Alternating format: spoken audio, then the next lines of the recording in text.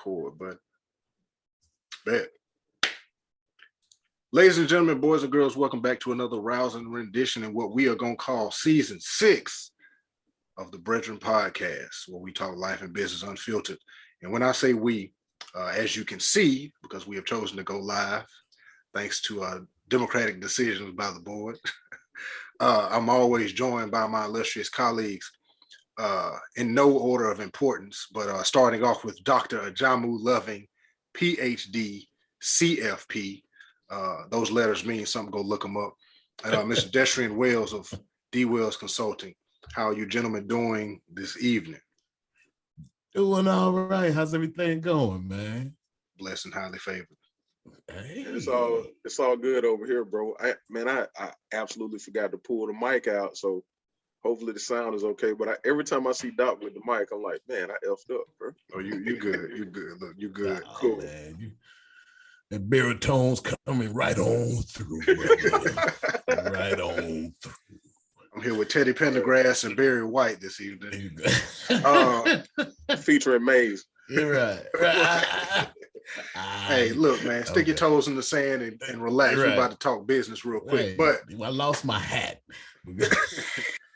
In true Brethren fashion, y'all know we like to have genuine and open conversations about life and business, but we also like to do it with a little something to wet the whistle. So we'll go around the horn and just see what everybody's sipping on this evening. If you've ever listened before, we can skip over Mr. Wells, but we won't, because we do need to know which variety of Hennessy he is drinking tonight. Mr. Wells, please enlighten us with which label you're using this evening. All right, so the drink for the evening is Hennessy Privilege, double splash of Coke on the rocks. Just because it's been a while since we've been together, man. Hey, I appreciate you stepping it up for me or us, you know. Wow. Doc, what Thunderbird are you drinking on this? Well, I'm glad you asked, AJ. Now today I'm doing it simple with some Tito's, but I mixed it with some cranberry and Sprite. So it's like a spiked cranberry limeade. We call that a spritzer, man. Look, Doc tried to I'm over here, I have my vacation shirt on, man. I'm getting ready to perform with Maze in a minute. I'm gonna go ahead springtime drink. I'm gonna put it on out there, brother. Look, Doc, that's something you make in a pitcher and serve at a barbecue for everybody right there. That's a light drink right there. It keeps you cool. It'll make you sweat a lot. Hey man, I'm trying to be out here and make my own summer until it comes. That's what I'm doing. I'm making my own summer until it gets here. This man basically said he watching his caloric intake so he could be outside with his shirt on. That's what he just said. Hey man, don't tell all the people what my plans are, man. I just in case they see me out there with a big old t-shirt on, just like, yeah, it ain't work out. The Twinkies got me, So that Popeye's box is back. They raised it and all that. The gas is high. Every time I try to do right, here they come. What's up with you over there, AJ? What we talking about? Yeah, I'm just taking small sips of Woodford Reserve. Y'all know me. I'm a whiskey drinker. I came out to have a good time. That's all. It's on my mind. Got my money and I got my whiskey. But do we go to the 70s at some point in this? Is this what's going on? This guy got real groovy in here.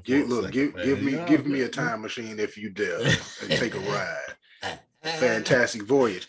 All right, but look, we back for season 6 of the Brethren Podcast. And y'all know we don't have structure, but we got structure. This season we want to kind of focus on the 3 L's, and they've been brought to us by Mr. Wells. They are liquidity, longevity, and legacy, right? But based on Mr. Wells' outfit this evening, dressed as the mob boss that he is, I want to focus on legacy, right? Because, the man is shining right now. Those diamonds, those diamonds and gold will be passed on to the young princes in the household. Right, man. Look, I just want to see them all get together and do a Death Row Records picture, like him and all the babies and everything. Make it so. Make it so. Matter of fact, look, hey, look, send me Dawson and Dallas turtleneck size. I'll have them there tomorrow morning. Just take it on the phone. I don't even need that professional. I just need that. Look, I just need all Right. three of You y'all want to this? match up. Necessary. You want this same background though? Oh, I got the background. I got the you. background. Y'all see the background. We're trying to be uniform this season, ladies and gentlemen. For the times that you will see us in video form, we'll be uniform. So I appreciate everybody for being on one accord with that. But let's talk legacy a little bit. But before we do, in true Brethren fashion, it is a great day and a great time to see you all again. Destry and you and I have fellowshipped a few times in person. Doc, soon and very soon. But here's to a wonderful conversation being had, gems and crumbs being dropped, and hopefully somebody can pick them up and they taste good. Cheers. Cheers. Cheers, bros.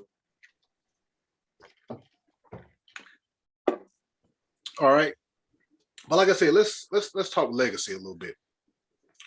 And we talked prior to this, and I threw out the idea of breaking legacy down, right? Because it can be seen in three phases of sorts. You've got your immediate legacy. A lot of people ask you what's going to happen, your 5 to 10 year plan, 15 to 20, in those increments. And being at the stage in life that we are, that legacy really starts to begin within the next, we can say 15 to 20 years, right? We're not, 15 years old and 10 years from now we're going to be 25, and now we got to think about a legacy at 25. Not necessarily. You still got time to mature and grow. But now, being in our 30s and 40s, 20 years from now is going to be retirement age. So what is our immediate legacy? What's our foreseeable legacy? And what's our unforeseen legacy? In those terms, what is the legacy that we're thinking of that we know for a fact we won't even see or hear about it, but we plan for it and we envision it in terms of, 120 years from now, the name's still gonna stand strong, that kind of thing. So just real quick, I'm gonna go around the horn, and plus I gotta go check this roast in the oven. So I'll start with you, DJ, because we get the 3 L's from you. But legacy for you, and you don't necessarily have to go into the 3 phases of it, but legacy to you, number one, how important is it? And what does it really mean to you? All right. So the first thing I'll say is, liquidity, longevity, legacy, that doesn't belong to me. I'm fortunate enough to work in a space where, great ideas are shared and given. And actually, one of my clients, one of the organizations I work with, they ran with that as their mantra for a few years. But when I think about the 3 L's in general, I think about us as a people, us as a culture, and the fact that we need to create more awareness around this 3rd L that AJ is leading off with tonight. A lot of us are focused on, if you talk to people, I think a lot of us are willing to get up and go get money. We're willing to work. We're willing to do whatever it takes to be successful. And, I commend our community for that, because where a lot of folks think that, some things are above them, I will not do this, I will not do that. Most of the people I know are willing to do whatever it takes within legal means to earn money to protect and provide for their family. And I'm a big admirer of that. So hats off to you all. The second thing is, what do you do when you get it? And how do you then transition or transfer your value system to those that are around you, or just within your sphere of influence? And so legacy comes in a few parts. The first part it comes in, obviously, is with your immediate family. So how important is that? Well, for me, it's crucial. When both my boys were born, the first thing I did, besides sign their name on a birth certificate, was try to figure out how fast can I get them insured, and what would the cash value of those policies be over time? How fast could I own them so that I could repurpose them for their education, fund it, and then, secure additional insurance for them, things of that nature. So again, being in this industry, I'm fortunate enough to understand how other families, other cultures are creating a legacy for their offspring. And so for me, it's vital not to allow there to be any type of gap between what happens for mine and what happens for theirs. Now, in some places, we call these micro advantages. In true form, a lot of us enjoy micro advantages that we don't really understand. For me, it's an information advantage, right? So I have access to information that maybe everyone else doesn't, but only my ability to act on it creates a competitive advantage for my kids. So a legacy is tremendously important for me in terms of my kids.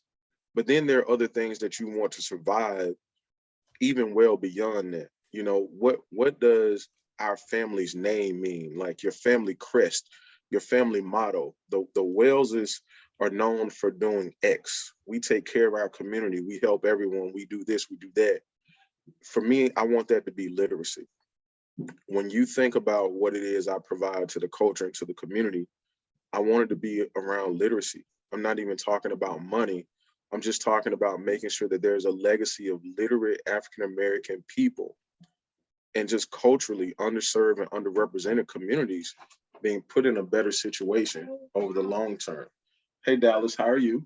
Go downstairs. So Dallas just made a brief appearance. He always wants to come in, but again, man, like from the standpoint of why it's important, I don't think there's any bigger why in my life, in my legacy. Now the other things become intermediate steps to getting there. And so for me, I put that above everything. And then that influences my decision-making matrix because now I'm concerned with the outcome that lives longer than me. It outlasts me, is more important than me, and is going to impact more people than just my immediate group. So, you know, that's at a high level, that's what it is. And we can dig into it as you see fit. But I'll pass it to you, Doc. Yeah, Doc, and I want you to kind of address in there too, as DJ mentioned. You know what? No. I'm gonna come back to it. Go ahead. What does legacy mean for you? And yeah, go ahead. You know, it's funny, man, because I think that this answer has changed for me over time. Like, if you had asked me this question when I was 30, I would talk to you about certain things that I want to have accomplished at that, at that point.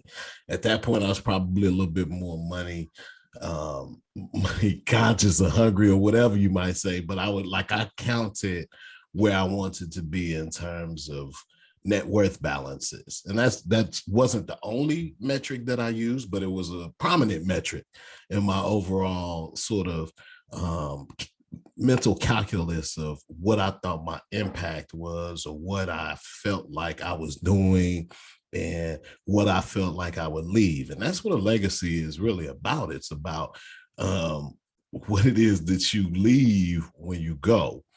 And what's become apparent to me over time is that the most impactful legacy is the one that you can leave on people. Like the way in which they feel about you, or learned from you, or grew with you, or grew closer to you, right? Or were inspired by you.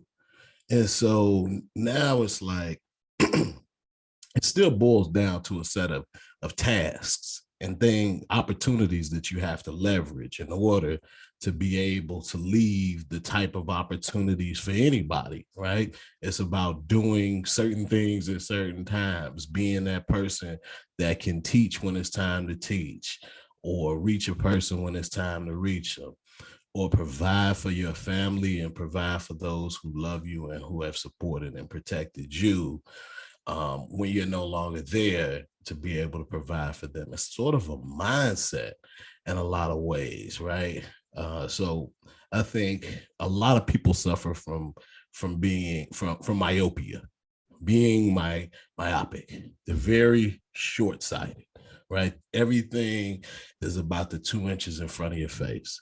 And let me tell you, life comes at you fast in general, but when you're in a position of disadvantage, or your finances are messed up, or you're in poor health, or whatever set of circumstances that you have that can make things difficult for you, it can make it tough for you to make decisions, solid decisions that are actually going to lead you to where it is that you want to go. Actually, a lot of times it's hard to think about where you want to go when you're fighting for the inches in front of your face. So I understand that, this is far from a universal thing. But when you're talking about being able to conceive of what happens, not just when you've run your race, but like what's going to be left after you, I feel like there's a little bit of a luxury that we have in that.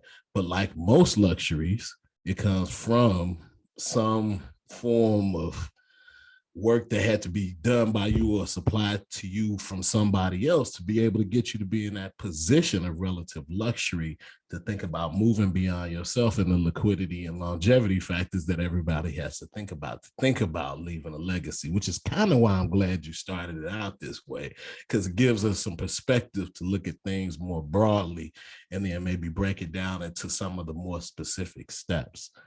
But when you think about leaving a legacy, it's the culmination of what it is that you've done and how you started to direct it. And if you fail to direct it, and I think that's why Destrian was pointing to such direct actions that he took on as soon as his kids drew breath.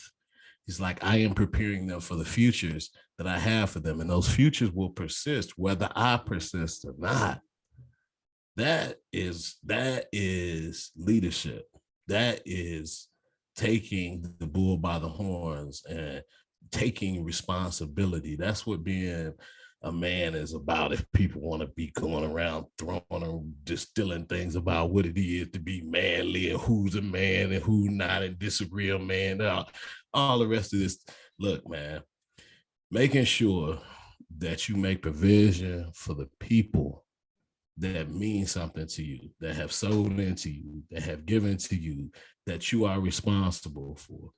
That, for me, you call me wrong if you want to, but that's what I look at is the provision that men provide.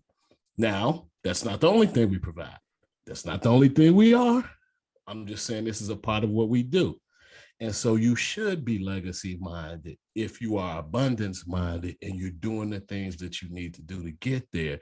Then you can start to be proactive about thinking about what it is that I want to leave, what it is that I want to accomplish. But I encourage you to think people first. Some of the biggest bonuses that have come to me have come in the form of just words spoken to me by students who became graduates, who are alums who donate to their institutions, who have families and children, people who love them and employees and other people who depend on them. Like, that's life. That's important. Impacting those people is where the lion's share of your legacy is going to go.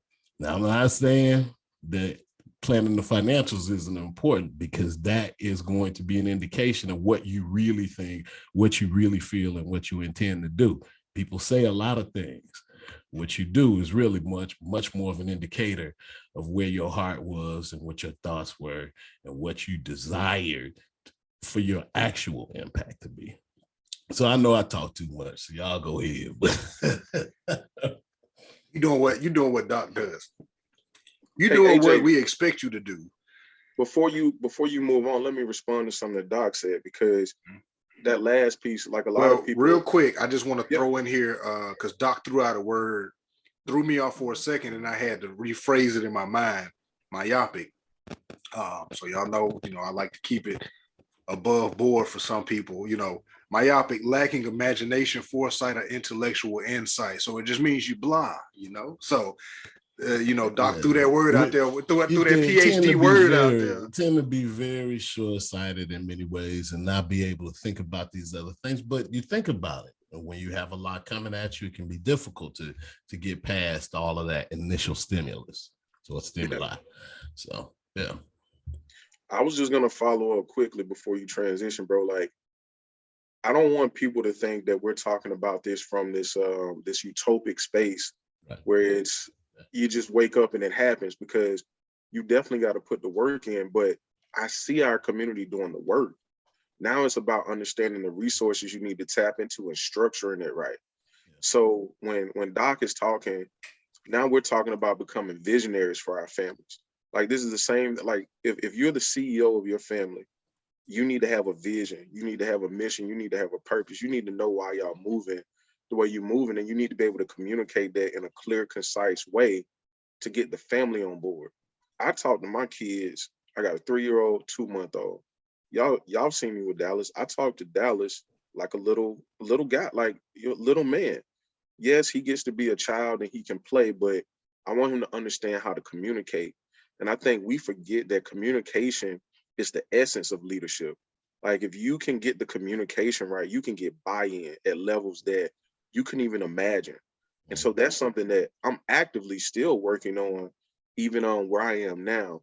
But what I wanted to just quickly point out, what you're talking about, Doc, is not only vision, being a visionary, but it's sacrifice. So you're gonna have to have a willingness to sacrifice some things. And it's not necessarily always money. Sometimes it's not being able to do some of the things that you want to do. Not that you need to do them, just want to do them. Understand, really delineating the needs and wants for the long term. You can live a great life longer term if you're not making bad decisions on the front end.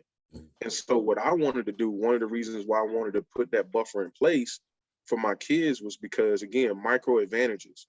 I noticed that other coaches get to make more mistakes than we do because there's some built-in guardrails for them. So if I could do that for my kids, but then it turn around and explain to them, listen, you have every advantage in life, but I'm going to hold you responsible because you have every advantage in life. And I want you to understand that you have it, not just that it's going to be a walk in the park. So creating a legacy is also about holding people to account and having a standard for those that you allow to be in your space. So if I can't trust you with my kids and you don't have their best interest in what I want, ultimately what I want and what I hope they would agree that they want their legacy to be, you can't even be around me at this point in my life. I'm not even keeping that type of energy around me because it does nothing for me long term. So I'm good on that. Definitely. I think I don't, like I said, we didn't plan to come in talking about this. Y'all asked me before we clicked the button what we were going to talk about. But I think it is important now that we're, kind of fleshing this thing out, like DJ always say. I think it's important that we start with the end in mind, right? We got to know where we trying to go so that we can plan how we going to get there. Instead of just planning a route forward and now we get to this forking road and be like, okay, well, what's next, left or right? If we know which direction we ultimately intend to arrive at, or which destination is off in the near future, excuse me, it can better help us plan accordingly. You put in the GPS where you want to go and it might show you 2 or 3 routes and let you know this route don't have no tolls. Or if you're trying to save some money, go this way. This route is better on gas, so go this way. And if you just want to take the scenic route, take this route. And now you can pick and choose which route you want to go. But it's all based on your destination. It's not based on, just driving forward, right? But DJ, you also kind of mentioned something, and I want to touch on that a bit too. But I also want to acknowledge the liquidity of legacy, right? Doc kind of alluded to that, where he said, if you would have asked him some years ago what his definition and, what he saw in terms of legacy, it would have been a much different answer because it was mostly money driven. And now it's more of a what kind of impact will I leave, in terms of my legacy. Ultimately, I might not leave, $1 million to my alma mater so that they name a building after me, but my name still is recognized as a person who brought joy or something to people. That is, that may be more of a legacy for people versus the monetary aspect of, leaving behind millions and philanthropy and things of that nature. And then also, we also can acknowledge a balance of, multitudes of things.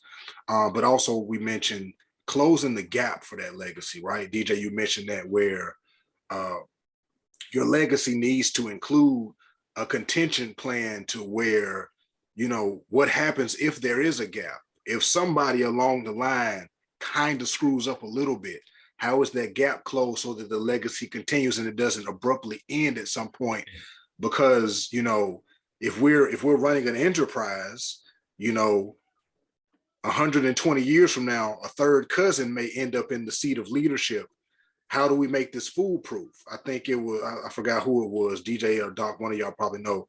It was Warren Buffett or somebody along those lines that said, you know, make the company, you know, make it run so smoothly that even an idiot can run it, because pretty soon one will, you know, and you know, if we're being honest with ourselves, our legacy needs to have contingent plans placed in there for all kinds of scenarios. It may not even be because an idiot is, you know, in control of the legacy. It could be because of an outside idiot that's influencing things that you know, that disrupt the legacy. So I want to touch on those two things, closing the gap for legacy, and then kind of hinting at the liquidity of the legacy, how it does change and shift, because obviously our legacy and what we think of it is going to end when we end. Our plan for it is in place, obviously, but down the line, somebody is going to take that vision of this legacy, and it's going to have to be revised. It's going to have to be updated. You know, it's going to have to be, you know, renovated in a sense to be brought up to date. Like, hey, you know, you wanted everybody to have, you know, free gas, everything electric now, you know, so now we got to update this legacy of yours to fit the times. So I want to just take a little bit of time to focus on that. Like I said, closing the gap for the legacy, the contention in that place, because a lot of, you know, and y'all both spoke about it, how, you know, a lot of what legacy is in most people's minds is going to be monetary based, right? Right. But Doc, you really brought it in and put it in perspective. Hey, it's not just going to be money. It's a lot of people that just left money. And I mean, we don't really look at those people the same way we might have back then, you know, the big names. And yeah, man, who gives it? The Rockefellers, the Carnegies, you know, those big names. And like now, you know, knowing what we know now about a lot of these large institutions of legacy, is like, hey, they wasn't the best people. Not, you know, specifically those, but y'all know what I mean. Where it's like, hey, how much money did Maya Angelou have when she died? Do you even know? Nobody's even brought that up. I would guess that nobody has even uttered that sentence. I wonder how much money Maya Angelou had when she shout out to all the ladies. It's International Women's Day. Yeah, no, it's a great time to actually say International Women's Month as well. Because at the end of the day, man, or no, it's Women's History Month. I'm tripping. Yeah, International Women's Day is Women's History Month. There we go. There we go. My point was that, you know, impact and your legacy is definitely about more than money. Now, it would surprise me, but I'm often surprised about how unprepared people are in terms of estate planning and what happens when they pass away. You know, even people who are very successful in lots of other ways just don't. This is not one of those things, especially in the Black community, that we have. You know, we have some families that do it all the time, and they're great when it comes to making sure that people are insured. They have, you know, they've set up college plans for kids and grandkids using insurance. And so you have some people who have created tremendous opportunity within the Black community using insurance too. But there are a lot of people who still don't really understand it, don't really trust financial companies in general, are hesitant to purchase insurance because somehow they feel like buying insurance on something is more likely to make it end up happening. I've heard that too, right? So there are a lot of things that I think when you're talking about leaving a legacy, it's a move of it's a confident move. It's an optimistic move. Even when you're talking about buying life insurance, when you're knowing about the eventuality of your own death, right? But you're buying life insurance that is passing proceeds on to the next generation. And hopefully you've left them more than just the money, which means that they have some strong idea of what it is that you want them to do with it. What is it that you want them to accomplish, right? So when we start talking about about closing gaps within the Black community, we can't afford for opportunities to be missed, right? Every person who has a life, who has a family that they care about, who has something that they'd like to leave some form of legacy, a financial legacy too, and you have the means to do so, I'd highly encourage you to really consider it and look how it fits into your overall plan, and maybe talk to some financial professionals that can guide you through a comprehensive process where you look at all of what you want to accomplish, including those desires to be a benefactor. But like, you're worth it. See, when you start taking control and start thinking about things in a proactive way, like, I'm going to do this, this, and this. These are the things that I want to accomplish. That is, in my mind, one of those things that's saying, oh, wow, he's got confidence in himself. He has things that he wants to accomplish. He's so determined to accomplish them that even if he's dead, he still wants them done. Right. That right there is dedication, my friend. Right. And so, like, I am committed to my family's success and the people who I love, their success, and the people who love and support me, also their success. And I want to create means to make sure that they have the opportunity to get there. And I do it in a whole bunch of different ways, but you most certainly are going to see that it's done with my own personal finances. That's just gonna happen. So DJ, hold on, because I want you. I look like the poster say with Uncle Sam. I want you specifically to talk about what I'm about to tell you right now. I just put it in the chat because it was a note, but I'm sending it right now because you have always talked about it, always alluded to it, high key, low key, middle key, of what it takes to really embrace planning and envisioning a legacy. And it takes a lot of unselfishness. It's because crazy. It is going to be without you. You know, when you really talk about legacy, you're not going to see it. You will not be here. A few people get a little bit of their flowers while they're here, but for the vast majority of people, you don't see your true legacy. Now, you up there, you see it. So I want you to really hone in on the unselfishness that it takes. Go ahead. So, I mean, I was actually kind of headed down this road anyways. You know me well anyway, bro. So see, I would just push back on you slightly. I think you do get an opportunity to see it, especially if you're doing the things you need to do while you're present, but you have to be present for it. So that's why I said it's an opportunity cost. It's a sacrifice. It's a trade-off. I may have to forego a promotion that might not be life-changing so that I can coach my kids at some point.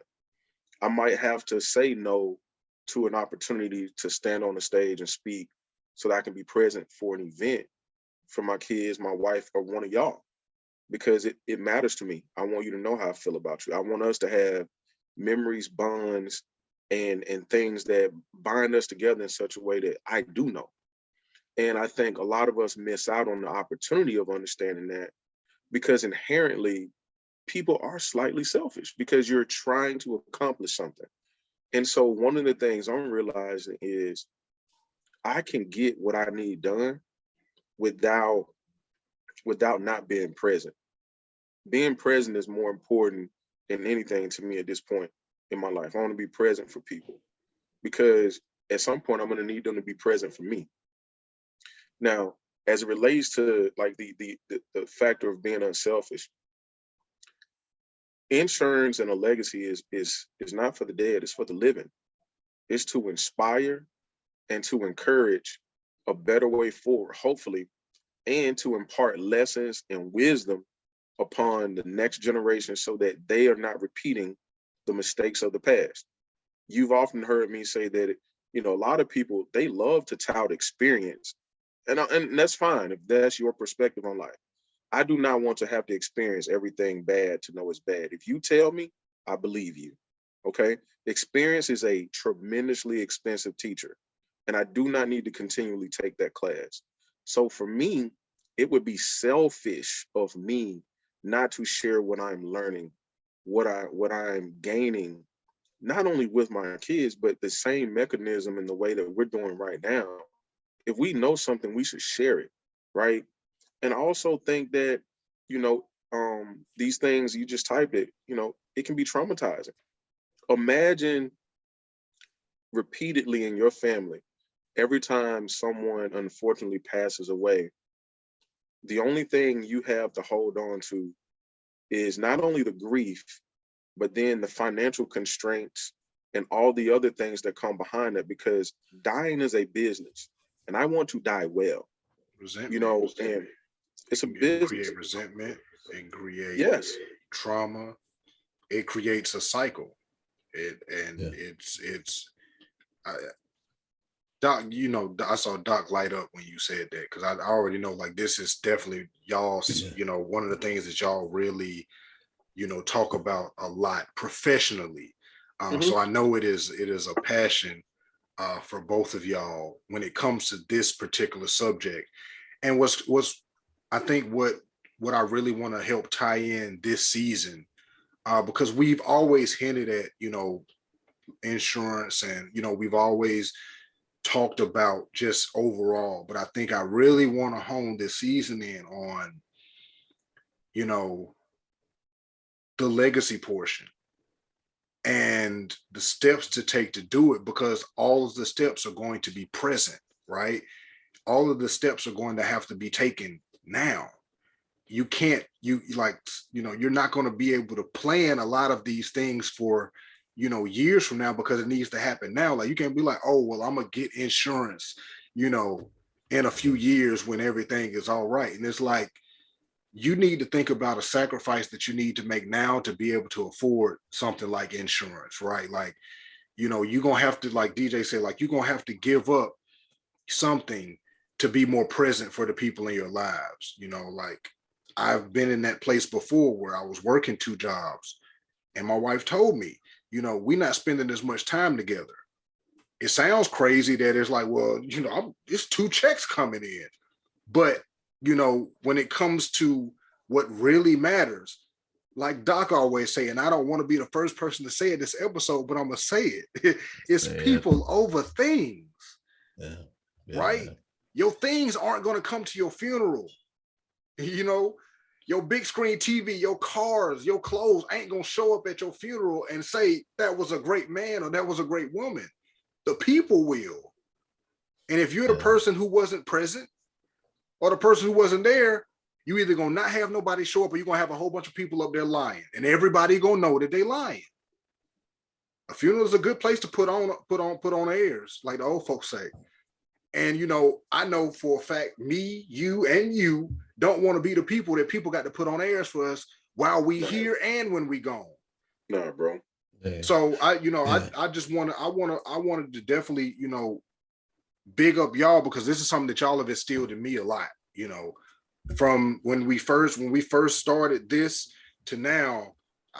You know, there's multiple insurance policies running around here, and, you know, DJ just recently put me on to some new things. And oh boy.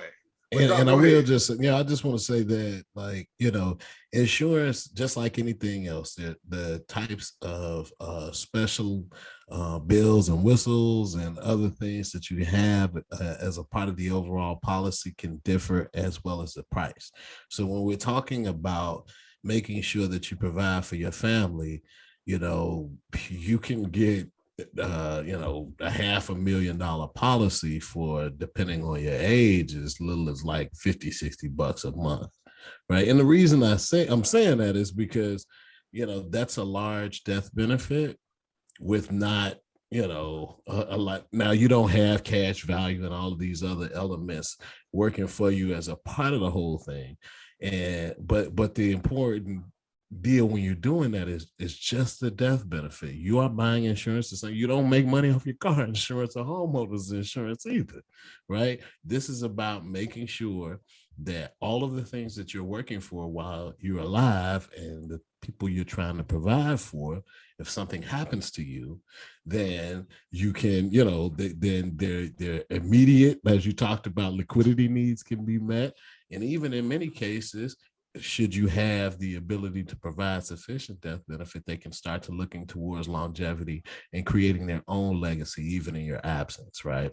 And so this whole process, and that's why you'll hear me always say, hey, I want you to consult with financial professionals. I want you to learn as much as you can, but also this is a part of an overall process when you're talking about the financial planning elements of it, where you need to be looking at all of the things that are necessary for you. Now, I will tell you, as a person who does this and teaches other people how to do it, we always talk to you about the insurance first, because the fact is, we have to assume that the worst thing could happen and happen immediately, which is when we're talking about leaving a legacy or something happening where a person dies and now there are these immediate needs. We can't assume that, oh, you're going to die at a convenient time, right? We have to assume you're going to walk out of our office and get hit by a bus. And that's why we need to make sure that you're bonded as soon as possible with the appropriate amount of death benefit, so that the insurance does what insurance is supposed to do, which is meet the needs of people and replace loss. Okay. And so that loss could be tremendously great depending on the potential of the individual and what they were working up to, or it could be just as small as a policy to bury an individual. But that is what it's about. And so all of the other elements that could potentially be added, depending on your overall financial situation and what's necessary and what the constraints are around, it could go in a lot of different directions. But the mindset in the first place of recognizing that your life can be so abundant that you can enjoy it and not just think about what can happen while you're living it, but what can happen for people long after you're gone, is one amazing feeling, and one that I think you should embrace and understand that it's something that you can actually accomplish, and people have done it, and you can do it too in numerous types of ways that will give you your flowers while you're here, because you'll start to see some of the fruits of that labor pay off. And you'll also know that there'll be fruit that's born long after you're gone. And that's a nice feeling too. So Doc, when you break it down in those terms, I'll just reverse engineer it for people who may have missed it. So we talked in the beginning about beginning with the end in mind. So we're starting with legacy and working backwards. If something were to happen to me or any of us, and we were able to provide said income, it's the last thing we can ever do for our families, the last. So you want to make sure it's significant. But if you've done the minute work, that you've done the details, you've taught them how to handle liquidity, you've helped them understand what it looks like to create longevity. Once something happens to you, they just now have the resources to go run the plays that you've been calling this entire time. The problem is we often wait until it's the fourth quarter, it's 4th and 10, and we're throwing a Hail Mary. And we have to stop doing that. Like, we don't have to do it that way. We need to talk about these things. Yeah, we need to talk about these things, because it's too late to get insured when, granddaddy's sick. It's too late. And I'm not saying insurance is the end all be all, but we have to understand its power and what it could do for our community. I tell people all the time, only one generation has to be poor. And now the rest is a decision that you and your family members are either collectively making, or you are allowing them to not give you the bandwidth or space that you need to go make those decisions for your immediate household. So it's critical, in my humble opinion, that we get beyond calling the play 4th down. We have to start calling these plays early, indoctrinate our children into understanding how to handle cash flow, which is the liquidity, how to understand parts of investing, which is the longevity. And that's created by the legacy that you live. Somebody has to be first. Somebody has to go first. And until that starts to happen, we can't create these generational things, because what you talked about, you know, my goal would be to put this into a trust for these kids. I would know before I ever passed away that Dallas's children, Dawson's children, and their families are going to be provided for in a fairly significant way because I properly planned. And AJ, you asked earlier about building guardrails. So if someone ran off the road just a little bit, trust do that for you, because you can't get it if you're doing certain things. You can't get it for certain expenditures and what have you. And it's not to punish anyone. Again, it's about accountability, because you're building a family tree and you want other people to be able to pick fruit off of it, not just someone just make it barren and strip it. And so, you know, again, when you think about being unselfish, you're looking generations down the road. So when you think about the Carnegies, the Rockefellers, yes, they may have been financially focused, but that allowed them to go out and do some significant things as hearts and minds begin to change over time. Like you said, adapting with time and changing as things change around you and environments change. It's not that we're trying to control from beyond the grave, but again, micro advantages, creating every advantage you can for the people you love and care about, and making sure that they're good people exercising their advantages and their privileges. And this is exactly why I have these conversations with y'all. And I want to put this disclaimer out. None of us sell insurance. I know a lot of our conversations, you know, we get on that kick and we talk heavy about it because we understand the power of it, right? Like, we know its place. It's not one of those things that honestly should be in the realm of maybe elected. You know, it's not an elective. It should be some kind of mandatory. Real quick Google search: average funeral costs $7,000 to $12,000 in America.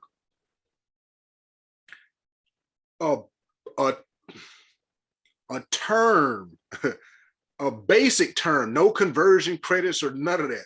A basic term for 20 years for $50,000 probably costs like $5 to $10 a month. I'm just spitballing here because I know how much $500,000 of 20-year term costs, right? Conversion credits and all included, and I'm still under $40 a month, right? And we talking about an average funeral cost of $7,000 to $12,000. And how many people don't have that? So when Doc says something like basic death benefits, imagine what putting away $10 to $20 a month could do for your family in terms of when that time does come, because it will, what 50 grand can do. Funerals covered, your $10,000 worth of credit card debt is handled, and there's still a little bit of change left over to put 10 up for the kids that could possibly grow with some interest in a money market or something like that, and another 5 or 2 to do something else, right? Go on a nice trip to handle your grief. 50 grand. We ain't even talking big bank bucks like 300, 400, 500 grand, buy a whole new house, buy a car. We talk about basic, right? So it's like, I don't want people to get it twisted and think that we out here trying to sell insurance, because y'all ain't never heard it. But by the way, this episode is brought to you by LaFlight87.com, DWellsConsulting.com, and LovingConsulting.com. We appreciate your business, your listens, and your trust. Yeah. That was a very nice voice switch right there. That was really good. Hey, look. Well done. Well done. I learned from I got Teddy P. I got Teddy P and Barry W on here. I got to have something. I got to have something, man. I got to pull from somewhere. But y'all know, we've been at this for a minute, and this is not a new topic that we're talking about, right? We've literally talked about the 3 L's before. But this season, like I said, we really want to dive into it. And I'm glad that we've abruptly chosen to go from the end to the beginning. And DJ, I liked how you kind of set up the liquidity when we're talking cash flow. We're going to get to that. The longevity, investments, and, you know, continuing the cash flow, bringing that up. But we talked about the legacy tonight, and y'all know in true Brethren fashion, we like to give people the tangibles. So I'm coming to you now. You know, we talked heavy about insurance, so you definitely mentioned that. But Doc, you really brought in a piece that is often overlooked, especially because a lot of people, including ourselves, can at different times be focused on the money aspect of your legacy. It's like, all right, well, how much money I'm gonna leave when I die? All right, I got a $500,000 life insurance policy. When I dip, they getting $500,000, everybody good. It's like, hey, hold on now. Are there any guardrails in place? You know, how did you treat people? Because you could have treated everybody like SHIP, not with the P, but with a T. And now your 500,000 don't mean nothing because half of them don't even want it because it's coming from you. Now what your legacy mean? So, you know, when we really talking about legacy, I appreciate the fact that you all, you know, continuously push more than just the money, because everybody's so money driven now. And don't get me wrong, I said it before, money can't buy happiness, but it can damn sure help you figure out what can and can't make you happy. A Ferrari might not make you happy, but if you got enough money, you go find out if it do or it don't. Right? So I appreciate the fact that y'all constantly, you know, weave that into it, where it's like, hey, it ain't just money. How much time did you give these people that you love, like, and care about? Because you can't really say that you cared about them and you never showed up for nothing that was important to them. Right?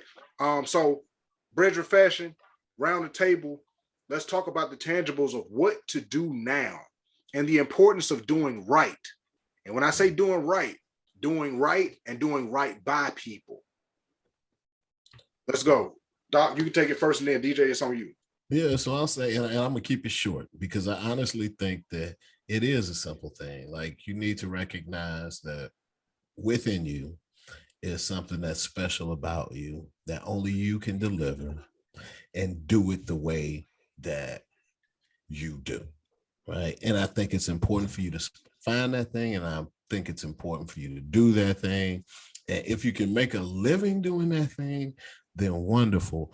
But what you will do doing that thing that's special about you is that you will impact people, because everything that is a real special thing about a person, like those really special people, like that one real talent that you have, other people, even if it's a thing that seems small or crazily imperceptible, some people can just make other people happy. They know how to get a smile out of a person, no matter how bad their day is going. It's a weird talent. Now, I don't know if you'd ever get paid for that, but people have been paid for such things. But my point is, recognize that every day that you draw breath is an opportunity for you to leave a new type of legacy with each individual you encounter, right? And you can, if you're mindful about that, you can also be very mindful about the legacy that you're going to be able to leave on the people that you care about, and leave that legacy in a way that it's very clear that your values are being passed on with it, that you've talked to them about what's important to you and why it's important that you left this legacy to them, and what it is that you want them to be able to accomplish in their lives, and the type of impact that they'll be able to make. And there's one thing, like, you don't get to decide from the grave what everybody else gets to do, but you do get to decide what types of things you support, right? And you want that money, that energy, that ethos, that everything that's about you to be able to speak to the people who come after you is like, nah, this ain't what a Wells does. This ain't what a Woodson does. You know what I mean? This is you know, this is not loving behavior, right? That's how you want people to feel about what it is that you left, what it is that you do, who it is that you are. And so while I encourage you to think all about, you know, more about people than money, I want you to recognize that also what it is that you decide to do is going to be a big part of how people see you. And one of the biggest things you can do is decide what you're going to do with your resources, your finances, your time, your money. And so be mindful about that, stay focused on it, and handle business. That's what I got basically. And remember that people are more important than things, as always. It ain't an episode unless it's said by the man. Go ahead, DJ. You know, I look, I gotta give you. I didn't want to be the first one to say it this episode, but it happened. But it can't look. It sounds different when you say it too. It's like you just like I throw it on there at the last minute. Like, oh, I forgot to put garnish on there, but you put it in there like it's the cream that goes over the. That's the sauce that just get drizzled over. People are more important than things. You know, you just come off a cloud. It's like the rainbow going to make that roast beautifully adorned. Look, like the rainbow. The more you know, he's like do. He got the Burley sauce. Nice. Go ahead. I'll wrap us up with this, man.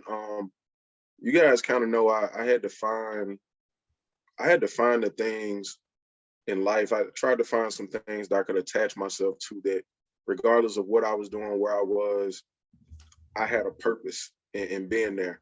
And so I could stop relying on other people to motivate me. I could stop relying on other people to be responsible for if I felt value, any of those things. So, you know, if you find me on IG, it says empower, engagement, execution, right? Empower, engage, execute. My advice would be those three things. Those are what work for me, and I'll tell you why. But now you need to go find your why. I can't give you that. You have to dig internally for that, and that's going to be the thing that's going to allow you to get up and keep going and do this important work of building a legacy. So for me, empowerment is about giving people actionable information. I can do that at every level of my life. I can go into corporate and do that. I can do that with my children. I can do that with my friends. But I want to empower people every day. I want to wake up and on some level, I want to empower somebody. Second thing is engagement. I'm a firm believer that the only way you learn is by doing. So you have to engage, you know, whether it's coming to listen to a podcast like this or others, or just, you know, taking part in personal development activities. You need to engage in what we like to affectionately call the human experience. And that is one of the only ways you're going to be able to help influence the behavior of others, but also be influenced by others. So engagement. And the last piece, huge piece, execution. How can I help people be better at making decisions and carrying out a plan? So those three things are the areas that I feel like I needed to focus on. And maybe you could draw some sharp contrast in terms of focusing on how do I get from point A to point B, creating a legacy, share powerful information, engage with people, become not necessarily a subject matter expert, but become proficient in the execution of said plan, and then teach other people how to do it, rinse and repeat throughout your entire family and your community. Empowerment, engagement, execution. It sound like he wrote that down, didn't it?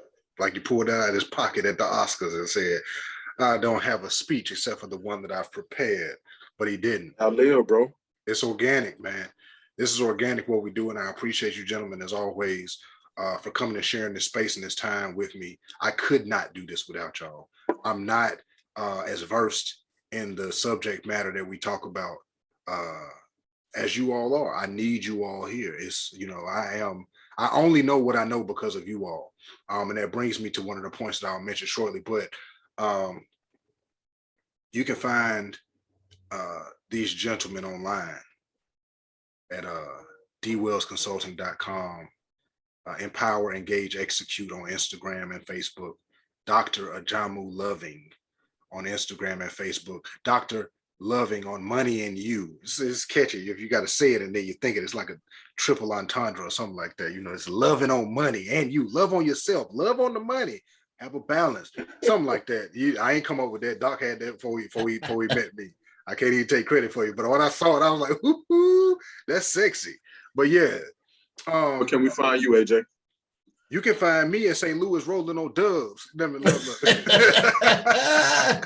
No, You can find me at 2488MMBB on Instagram and Facebook. You can find me at mmbbgw.com. But I want people to understand the power of positivity. I was talking with a friend today, and I hit one of my friends up, and we haven't talked in a while. No beef in that. We just hadn't talked in a while. And I saw her making some moves and things, and I just decided to hit her up out the blue. And we sat on the phone for hour and a half, 2 hours, and I just wanted to, DJ, you said it before, like I just wanted to speak life to her. And during the call, she told me she was like, I needed this. I don't know what she's going through, whatever, but something came to me. It was like people don't really understand the power of positivity. I'm from the South, and I moved to New York, and I used to tell everybody good morning. And everybody would be like, but sometimes, if you say good morning to 50 people and 49 of them tell you, don't respond, but that 50th person respond, you don't know what it did for that 50th person. You got to understand the power of positivity, the power of persistence, and the power of progress. Like, it's not easy, but it's worth it. And that all ties into your legacy. It's very worth it. For at the end of the day, when you ain't here no more, when it's time for somebody to say something about you, they can be like, you know what? I don't really know Doc. I don't know him too well personally, but every time he came through my line at the grocery store, he always shared a word of wisdom and always smiled to me. And that really meant something to me. Or every time I saw DJ, on the elevator going to the office, he always smiled and said good morning and have a great day when nobody else did. And, things like that really do matter. So when Doc says people are more important than things, that truly does mean it. Your relationships are going to get you in places and put you in spaces that your money might not ever get you into. Big facts. You're going to have money. You're going to get money at a point. You're going to go knock on the door and they be like, your money doesn't matter here. No, what have you done? Because this room is full of philanthropists. Exactly. Have you done any of that? Or have you been a Scrooge and withheld your money? Right? So understanding the power of positivity, and pouring into others. My cup ain't always full, but if I got a little bit in here, I'll give it to you. You know what I'm saying? If my candle is lit and I give you a light, mine don't go out. Continue to pour into others. Be present. Like DJ said, you're gonna have to, at some point, you're gonna have to make a decision and make a sacrifice. Do I continue to get it, to continue to just, fill my evenings up with meetings? Or do I say, you know what? I'm blocking out these hours so that I can sit down and watch a movie with my family. Or so that I can, go out and help my organization clean up my community. Because pretty soon, you're going to keep giving the excuse to the people that you like, love, and care about that, oh, you busy, and they're going to support you because they see the vision of your legacy, like, oh, he working hard. But at some point, they're going to stop asking you. And they're going to be like, well, don't even ask DJ. He always too busy. Or they're going to be too afraid to ask you. And you don't want that day to come because now you're going to be so focused on the other part that now when it's time for the legacy to come out, they're going to be like, well, he was always busy. He sent the check every month, but he ain't really do nothing. Right? Remember this, man. You paying your tithes to that church just so when it's time for you to bury you, they won't tell you can't have your funeral there. I'm not trying to step on no toes. I'm just being real. Get a passion for progress. Get a passion for positivity. Like, it feels good. It takes way more energy to be negative with people. It really does. It truly does. Like, to be nice and positive, especially when you already there. Oh man, it's like going to McDonald's ordering a large fry and they accidentally give you two. And everybody in the car already said they ain't want nothing. There's 4 other people in the car. Y'all want something? No, we don't want nothing. All right, well, I'm just gonna get me a large fry then, and they accidentally give you 2. You ain't got no problem with sharing that now. And even if you had just that large, you shouldn't have a problem with sharing it then. If you're married, you should already know. Man, you better Don't you go a bridge too far. Yeah, look, but look, yeah. So yeah, look, I'm gonna wrap it up, man. Just remember the power of positivity, pouring into others, being present, having a passion for progress, and be a source. Be a source. Like DJ said, you ain't got to be a subject matter expert, but be a source for people. I enjoy being a person that people are comfortable with. No matter what, you ain't got to come tell me all your business, but I enjoy that people, consider me a friend. I take that as a a badge of honor. Like, hey, people consider me a friend. People consider me trustworthy, and I don't want to mess that up.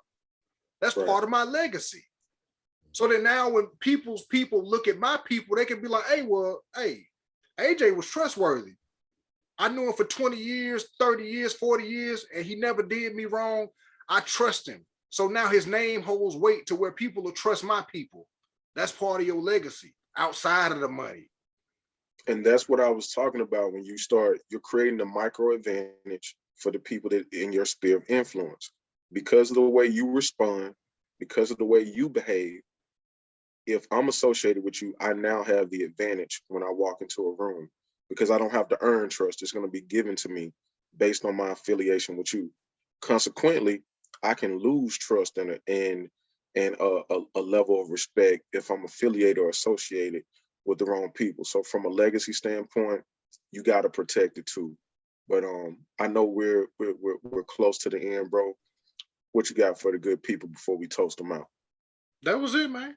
I'm done. Look, I'm done. Say, hey, I'm done. That ain't enough. Man. I'm done. Hey, look, man, the tangibles. We done went through the L's, the P's. The tangibles is cues, there. Man. The tangibles there. And like I said, I wanna set us up for a season to where we, I don't know, kind of culminate a lot of things. We talk about things and before in this, umbrella broad sense. And now we kind of going in on where it was really built off of. If we're being honest, the 3 L's, it was built off of that. So I think this was a great starting point. It is International Women's Day, and it is Women's History Month. We've got some things lined up, some cocktail convos with some powerful women. So y'all stay tuned for that. Like I said, this episode has been brought to you by theflight87.com. Get you some. The spirit of fresh flight. Nice. Hey man, look, I love you two gentlemen as if we were born too, and held in the same bosom. We love all of our listeners. We love all of our supporters. Y'all are a part of our legacy just as much as our immediate family and networks are. Listen to some old episodes and get yourself up to speed on how we do things over here, man. But right now, if you're listening to this one, get your legacy in order. Write things down. Remember, Doc is a CFP, Certified Financial Planner. He wasn't just talking off the top of his dome. Deshaun Wells is licensed and bonded in the financial securities industry for 10, 15 years at this point. We don't just be talking, bro. Look, we don't just be talking this because look, we ain't get this off the back of a Matchbox, people. I'm talking to people that's certified. Look, I'm just here to ask some questions because I be wanting to know for myself. And hopefully you all got something out of this. That is our hope and our prayer. We love y'all. And that's going to do it for us here at the Brethren. Cheers. Y'all be easy. Stream is ending.